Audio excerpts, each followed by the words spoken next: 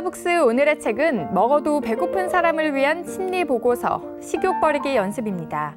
마음건강 주치의이자 라이프 스타일리스트인 우리나라 섭식 문제의 대표적 정신과 전문의 유은정 원장 모셨습니다. 안녕하세요. 네, 안녕하세요. 예, 이 책에 이제 나오는 용어들 중에 섭식 장애라는 이야기가 나오는데요. 인간의 가장 기본적인 그런 먹는 행동, 이게 스트레스는 사람들이 많은데 그게 바로 섭식 장애의 한 가지죠. 특히 우리가 흔히 하는 거식증이라든지 폭식증 이런 것들이 모두 여기에 해당됩니다. 아, 그렇군요. 특히 요즘에는 날씬한 분들 중에 다이어트 강박 굉장히 많으세요. 그래서 사실 이 책을 감수할 때, 책을 가져오셨을 때 제가 예전에 썼던 그런 내용들과 너무 동일한 부분들이 많고 다이어트의 심리적인 요인을 강조하는 것을 보고 정말 세계적으로 다이어트는 역시 심리가 중요한 거구나라는 공통점을 발견하고 너무 반가웠었습니다. 아, 그렇군요. 사실은 그 정신과 의사로서 이런 분야에 관심을 갖게 된 계기가 되게 궁금한데요. 그 드문 케이스 같기도 하고요. 제가 정신과 의사로서 비만 클리닉을 2001년도부터 시작했는데요. 그 당시는 국내에도 비만 클리닉이 그렇게 많지 않았었어요. 비만 클리닉을 하다 보니까 환자분들 체중 감량하는 거를 도와주면서 사실은 심리 상담을 굉장히 많이 하게 됐어요. 아, 그렇군요. 그러다 보면 살 빠지는데 그 심리적인 어떤 동기부여, 내가 왜 살을 빼야 하는가? 또 기분이 좋아지면 우리가 살이 빠져요. 그런 것들을 발견하고 실제로는 정신과 상담이 그 안에서 이루어지는 거예요. 비만 클리닉이지만.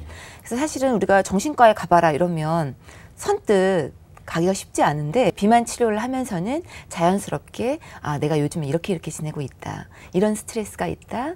또 집에서는 내가 이런 우울한 감정이 있다라는 거를 이야기하시는 걸 보고 굉장히 관심을 가지게 됐죠. 그 원인은 어디에 있을까요? 배고픔을 어디서 느낀다고 생각하세요? 저 배에서 위장에서 꼬르륵 하기 때문에 다들 배에서 배고픔을 느낀다고 생각하시지만 사실은 우리의 뇌에서 식욕 중추가 있기 때문에 거기서 관장을 하는 거예요. 그런데 우리가 이성적으로는 먹지 말아야 된다고 지령을 내리지만 우리 포만 중추는 식욕과 성욕, 기분을 같이 관장하는 그런 어떤 코어에 있는 중추이기 때문에 이 이성의 뇌와 본성의 뇌가 싸웠을 때 항상 질 수밖에 없어요. 그렇군요. 항상 지나요, 진짜? 대부분 진다고 보시면 됩니다. 왜냐하면 우리가 사랑하면 안 되는 사람에게 마음이 자꾸 가는 거를 멈출 수 없고 다이어트 돌입이다 하면 그날부터 머릿속에 먹고 싶은 게 막 둥둥 떠올라서 내일부터다 이렇게 얘기하잖아요. 맞습니다. 그것처럼 본능의 뇌가 이성의 뇌를 이길 수가 없기 때문에 단지 섭식 장애는 마음 치료가 굉장히 중요하다는 거죠. 쓰신 책 중에 그래서 여자는 아프다라는 이제 책이 있는데요. 실제로 특히 그 여성들이 섭식 문제에 있어서 더 괴롭거나 더 그런 고통을 느끼는 그런 이유가 있을까요? 그 이유는 여자분이라면 누구나 다 아실 거예요. 왜냐하면 날씬함에 대한 압박감을 안 느끼는 분들이 없거든요. 실제 날씬한 여성들 중에서도 90% 이상이 난 다이어트를 해야 한다 이렇게 생각을 하고 계세요. 책에도 언급했지만 선뜻 치료를 받지 못하는 분들이 참 많으세요. 이 책을 통해서 책이 진료실의 어떤 상황이거든요. 사람들이 선뜻 다가가지 못하는 어떤 정신과 진료실 풍경을 보고 내가 한번 치료를 받은 느낌, 상담을 받은 느낌을 받았으면 좋겠다. 이 책에서 다루고 있는 그 감정적 섭식이라는 말이 나오는데요. 배가 부른데도 계속 뇌로는 배가 고프다는 신호가 계속 가는 상태를 말해요. 그러니까 일종의 우리가 정말 배고파서 배고픈 게 아니라 가짜 식욕이죠. 그래서 진짜 식욕과 가짜 식욕을 구분해야 되는데요. 그럴 때는 내가 도대체 지금 어떤 감정이 들기 때문에 이렇게 끊임없이 허기가 지는 거지? 내가 지금 기분이 좀 안 좋은가? 너무 피곤한가? 아니면 뭔가 좀 심심한가? 그런 거를 한번 들여다볼 수 있는 그런 기회로 삼으셔야죠.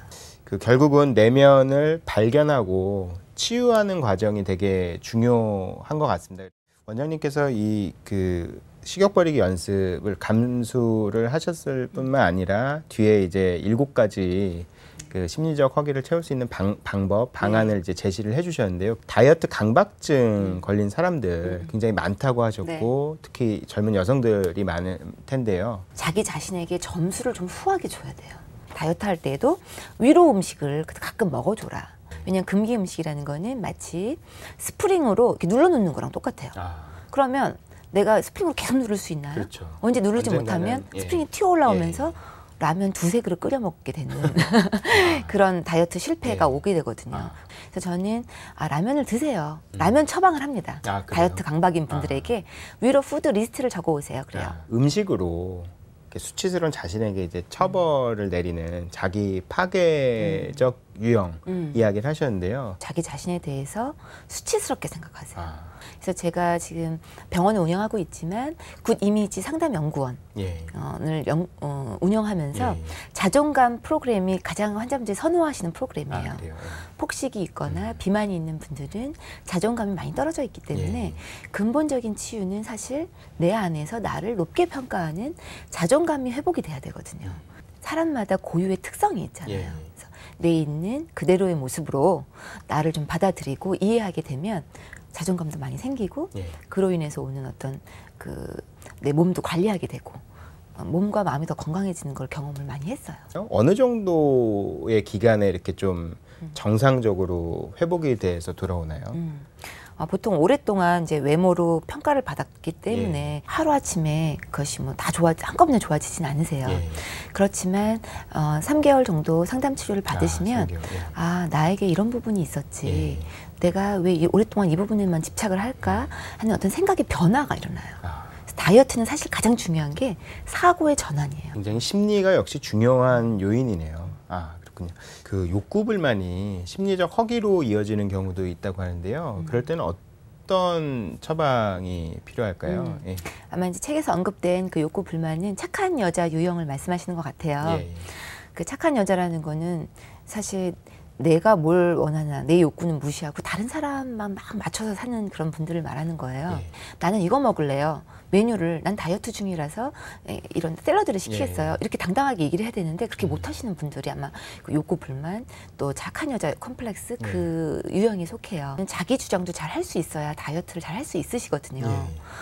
내가 지금은 운동할 시간이니까 오늘은 약속 못 잡겠어. 약속을 가지만 나는 오늘 여기까지만 먹을 거야.